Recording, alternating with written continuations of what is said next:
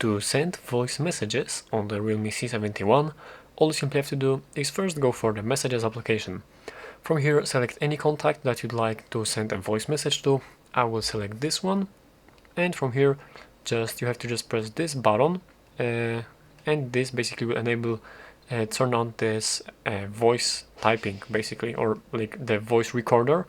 And from now, you simply have to tap right here or on this button, microphone button, to start recording. And as you do this, now it will begin recording, and from here just simply start talking anything that you'd like to record. And after that, after we are done, you can simply press this stop button, have the peer review of how this message sounds.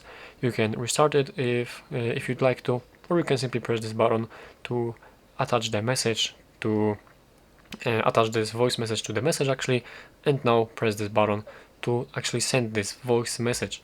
And that's all you have to do. That's how to send voice messages.